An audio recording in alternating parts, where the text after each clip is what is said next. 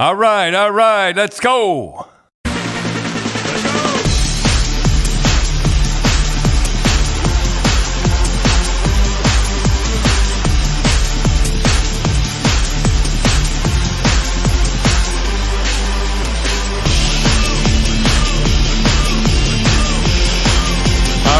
right. And then he named a beautiful highway after HWY Lafleur. I hope it's beautiful because he was beautiful. Yep, I guess you can go nice and fast on it like he would. I hope there's going to be a lot of flowers on it. Well, I'll tell you, HWY Lafleur, I remember him making a play one time. I'll never forget it. I wasn't playing against him. I was watching him. He reached behind with his left hand, and he hit the puck, and it come between his legs, like up right onto a stick. I never saw.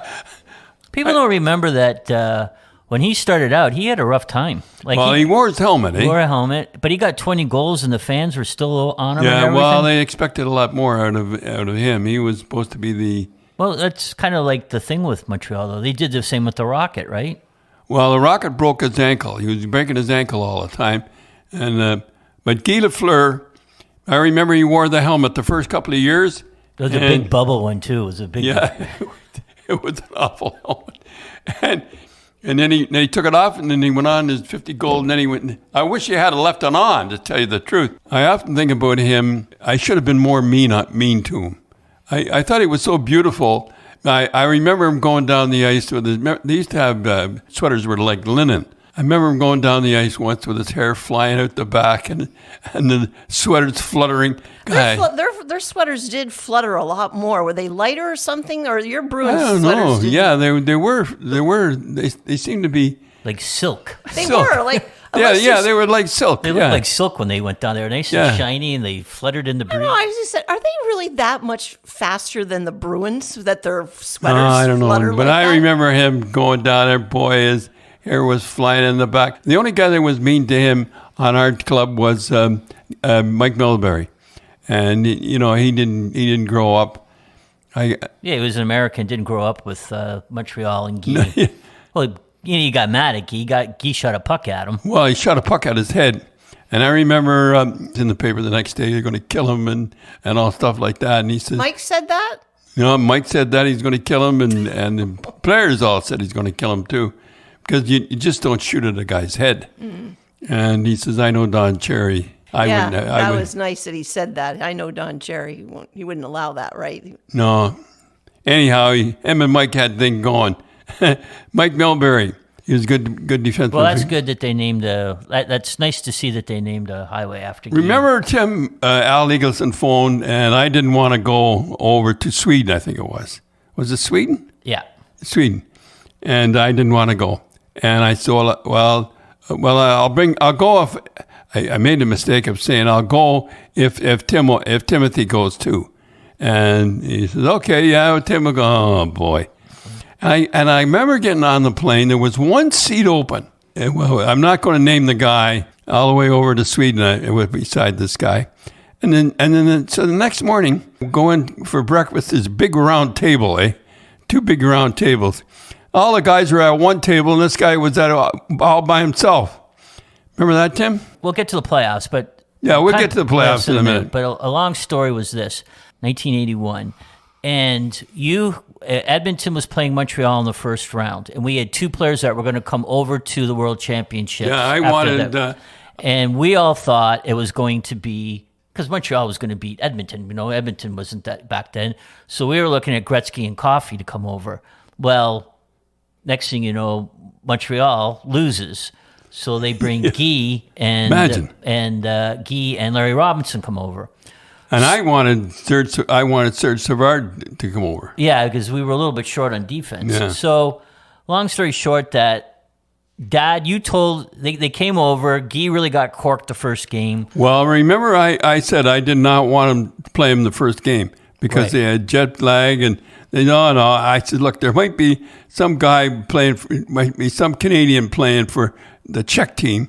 Might like to hurt one of those. Yeah, I think it was the Germans actually. Was it Germans? Germans, yeah. And by God, and what happened was it broke, and sure enough, you got a suey pass. Remember? We won't name the guy who gave him a suicide pass, but it was like a perfect one. Oh, and the guy just broke his nose, and I'm telling you, was it broken? You know what it was like? It was not unlike Trouba hitting that Myers in that Game 7 of the Islanders, Devils. Yeah, you're right. Devils. It was just like that. Oh, boy. And we had a party we didn't have a party. We had a room after, and he came. Right. So what happened was with this guy with the one table was Dad said to Larry Robinson and Guy, you don't have to come to practice. The next day was the skate. And this one guy who was on the team, I won't mention his name, was really making a big fuss to Lanny McDonald, who he was saying, I can't believe, Guy doesn't have to come. Guy doesn't have to come. Well, you don't say it. Like Guy and Lanny McDonald were good friends, right? Yeah. So Lanny wasn't going to take that. So he kind of gave him hell. So what happened was we got on we had to get dressed in one rink and then take the skates and then go to another rink, put your skates on, just like when you were a little kid, get dressed in the car. And then because the practice rink was like a mile away. Well, this guy that was kind of semi-bad-mouthing Guy, he forgot his skates. He got on and so he looked, because I always remember, he looked and just stayed on the bus and went back. Well, what happened was all the guys are skating around. They said, where's so-and-so? And they thought, oh, he's not coming. Oh, Guy doesn't have to play. I don't have to play. Uh-oh. Well, so now everybody hates him. And he... So what happened was that we had a big, at the hotel, everybody ate together, and there was two great big tables that you could fit about, 10, 15 people each. So I was upstairs, and I came down for dinner, and all the players were sitting at one table, and this guy was sitting by himself. And so I got my meal, and I didn't know what to do. Everybody was crowded. There was no room in the other tables, so I sat at the table with this other guy, and one of the players came over. It was Guy. He picked up my food. He said, you eat with us. And that guy, and so hierarchy. Then... So now, I never had that happen before. Right. So then, make matters worse with this guy, we're playing the Russians. Yeah. We're totally, first period, totally dominating the Russians. Tretiak's standing on his head. Breakaways, and he's making saves. I think it's either 1-1 or we're up 2-1 or it's 1-1. We're up by one goal. And Dad says, the ref's looking for a penalty. Don't do anything. Just don't watch yourself. The ref's looking for a penalty. This guy goes out right off the face-off and just grabs the guy and flips his feet out from underneath him. Penalty, boom. They get a power play goal and take off. Well, their power play was pretty good. Yeah. So and that's what happened. You know what I said I never have a Canadian referee, because their Canadian referee will bend over backwards to be fair to the other club. And remember I said that? Oh, they always overcompensate. Yeah. Well, I remember when he called a chintzy penalty on us. And again, they had a Canadian referee, doing the game and bending over backwards for the Russians. And you kept yelling, oh, let's say his name was Steve. Oh, Steve's a good boy. Steve's a good boy. Screw your country, though. Steve's a good boy. He's got a job. And the guy just staring daggers. No, I got to tell you something. On that, we're getting carried away here. We're not talking about the playoff. But I looked up, and there was Kenny Dryden on TV, back at the bench. And I thought, what am I doing? Yeah, because he said, I can't come, I'm too tired. And then he goes and does the TV. Yeah, and there he was over there doing the thing. We had pretty good goalies. We had Johnny Garrett and Phil Meir. They were good guys. Yeah, Johnny Garrett played a really good game, got us into the medal round, because it was a little bit different tournament back then. So in, and then anyhow, it was a great time, and I'm glad they named the highway after Guy, and they'll always remember Guy. And about 20 years from now, they'll say, who was Guy Lafleur? Who's that guy? No, I don't think of Montreal. No, maybe not. Maybe not Montreal. So, Dad, what'd you think of that Panthers game and Bruins? They were going for the seventh game. I was so disappointed. You know what I was disappointed? You know what I really felt bad about at the end was Bergeron saying goodbye to everybody, because I think Yeah, they said, I was listening to Boston radio, they said he had a herniated disc. and that's why he wasn't playing. And you said, Dad, he's hurt because he was getting murdered on the draws. He was getting murdered on all the draws, and the one thing he could do was really great on draws. That's why they won so many games. Yeah. They had the puck all the time. With a month to go in the season, Yep. Dad kept saying there's something about Boston, and they're winning games and they shouldn't be winning. And then the first game, you said they just don't look right. We were all together, and you were just saying, I don't know. Well, they didn't look right. I don't know. I don't know what to say. The Bruins are up 3-1, and we're watching Game 5. And you said, if the Panthers win this game, there's going to be a Game 7. Yeah. And sure enough, they won, and they won in Florida. And You got to give them credit. yeah. I mean, And I told you at the time, it doesn't mean a thing, the regular season. Here's the team that had the best record of all time. And they lose in the playoffs, they won't even think of it. No. And then they said Ullman was hurt, the goalie. Yeah. And that's why they put Swayman in the last game, which is kind of tough for him, to come in. Yeah, last he minute. hadn't played it. But they just didn't look right. They just didn't look like they did during the regular season. So, Dad, there's a lot of broken ankles out there with everyone jumping off the Leafs bandwagon, eh? Well, you know, it's funny. If I was Keefe, I would say they won their game. They beat us in our billing. We can beat them in their billing, and I really believe that they're going to win. Or in Florida, the Leafs do play well. Yeah, I don't know what it is. They won 2 games. They blew them out both times. So, it's not impossible. So, but Dad, the one thing that we talked about a little bit was Florida was out of the playoffs. They were losing to the Leafs, and they were playing in Toronto, and Paul Maurice just went bananas. And don't read lips what he was calling them. Yeah, well, he was calling them some names that, and they changed right away. They came back and won on a huge winning streak, got into the playoffs, and then knocked over the Bruins. But the funny thing was, I was reading on that same day, they said on the Florida radio station that Keith Tkachuk, who was Matthew's father, Yeah. who was a tough hockey player, Oh, he was tough. said they were a soft team. So Well, they're not a soft team. no, so I think with Maurice screaming at him and Matthew's dad calling him soft, I think they changed overnight. It was a good game. They were both good games, but I've said it before, and I'll say it again. Goaltenders make or break you. I remember we won in the playoffs, and Cheevers was outstanding. We should never have won. It was Cheevers that won the game. Right. So then that second game we were watching, you said Bobrovsky, you switch goalies and it's a blowout for the Yeah. Leafs. Well, and the other kid played good, but not as good as Bobrovsky. Bobrovsky was absolutely fantastic. Bobrovsky's playing unbelievable. He stole, like you said, that second game. So if you're Keefe and you see him standing on his head, Put him high. Yeah. Put him high because he's down low. He's on the butterfly. He really plays the butterfly, and he's looking between legs. Put him high. First one, I used to say to the guy all the time. First one right along the ice. The second one high. If they beat him, they'll beat him high. the one thing that we both noticed when we were watching, that not so much in the regular season, but now, boy, when Florida gets up, their defense gets the puck, just flip it out. They just flip it out constantly. I tried to teach the ice dogs. I had the ice dogs. I was at that practice. That was quite amusing to see. To teach them how to flip the puck out, but not an icing. Yeah. It's an art, right? You know who used to do that? Absolutely fantastic. J.C. Trombley used to do that, and he had that with Cornway. He'd flip it so high, and it just seemed to come in front. He just timed it, right? Yeah, they had a time. One time, Sims hit him, and it was by accident he hit him. Cornway was kind of looking up. Yeah, he was looking for the puck coming, and he just snuck underneath him. And all the guys kidded Sims and saying that was an accident. But boy, he really flew in the air. So the question is, Dad, down 2-0, can the Leafs come back? Yes, they can. They can come back.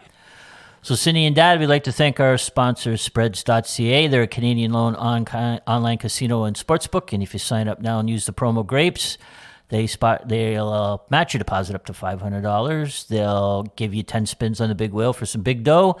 And your first sports bet, they'll spot you $25. Sounds good to me. Yeah, those games are tough to call now. Boy, Like to go down and bet, like it's, this is exactly what Bettman wanted. Was like parody, it is now, right? Yeah. Parody. He did not want a flagship, and the flagship used to be Montreal Canadiens. Yeah. And when Montreal Canadiens came into town, it was like they must have got sick of that after a while. But they had such great players. Yeah, but in the 70s is when Philly came into town. Everybody wanted a ticket. Yeah. Oh, I remember when they were going for a record. I forget what the record, 36 games or something like that. Yeah. And we had 2,000 waiting outside ice. Colorado, yeah. Yeah, in Colorado. They played Colorado. They had 14,005 and 2,000 waiting outside. So I was going to say, Dad. So what do you think of that Edmonton and Vegas series? Boy, that was a tough loss. Let me tell you, Skinner wasn't that good. So let me ask you: do you come back with Campbell or do you stay with Skinner? I would go with Campbell. They're in a tough situation right now. They'd have to have a pretty good meeting. And McDavid's playing good. Now, don't get me wrong. McDavid is playing good. But they're grabbing a hold of him just as he goes he's not as dominant as you. I just wondered, Dad, if he's getting worn out. Like he played a lot of hockey. Yeah, I don't know. He looks a little bit tired to me. Well, look for him the next game. They're going to win. Yeah. So Draisaitl, they got 4 goals. They lost 6-4. He did his job though. But we were talking about that one goal he got. Yeah. That he just flipped it. The goalie was up against the post, eh? Yeah. Well, and. You know who did that before was he was behind the net. McDavid did that once before. Only he looked up, he was behind the net, and he bounced it in off the guy's head. So what I asked you when I saw that, do they practice that at practice? No, they don't. They don't? Not off the guy's head. It's just a fluke that they do it. No, I don't know. They just do it because they got a lot of talent. Yeah, because it was different. Like guys really fire it hard, try to bounce it. Yeah. He just saw the opening and he just flipped it. And then the goalie was kind of that's what McDavid did. Yeah, and he was like, holy crap, like I can't get back in time. Like he almost broke his back trying to reach back. But, that looks so, not easy to do, but I'm surprised it doesn't happen more often. He just it was only for a second that the goalie leaned against the post, pulled away from the post, and he flipped it. I would go back. I'd come back with Campbell and see what Campbell can do. Well, Dad, you had to be surprised with the news about Sutter. It's a funny thing that Don Maloney, president of the Flames, and the GM went. Brad Tevling, he was how do you say that? Yeah, Tevling, and I just find it strange that he parts ways and then 2 weeks later they fire Sutter. I wonder if Maloney said, I want you to fire Sutter, and he said no. And then they said, well, you got to go. Yeah. Well, before you start feeling sorry for Sutter, really. He's making $4 million a year. 2 more years. Two more. He's got 2 years to go. That was not a nice thing to say. He said he's a firm coach, a hard coach, a demanding coach. There's a shelf line to that type of coach, and unfortunately for us, I felt it was time expired with us. How long have you been with the team? That's a short shelf life, yeah. Hey, here's the thing though, Dad. We'll talk about Bit, but and talk about Sutter. You look at the Flames' record, right? So they're second in the league for the most shots on net, 4. They're second in the league for the least amount of shots against. Right? So you know what the problem is the goaltender. Right. They lost 30 games by 1 goal. 30 games by 1 goal. They win even win a quarter of those, they're in the playoffs. Yeah. They lost 17 games in overtime. That is unbelievable. Both Flames goalies had a save percentage less than .900, which is bad. And of goalies that have played 40 or more games, the Flames goalie saw the least amount of shots. Markstrom saw the least amount of shots than any other goalie. Doesn't make any sense to me. It really doesn't. The GM goes, they agree to part ways, and then Sutter gets fired. Something funny going on there. Here, I was reading some articles on the internet and from legitimate newspapers, and they said that the one thing that the players really got set about was that there was a kid called up from the AHL, and it was Jacob Patella, and they asked Sutter after the game, how did he play? And he goes, what number was he? And I think Huberdeau and Kadri and those guys they got a little bit mad. They said that wasn't very nice doing that. It looks like the players have too much to say.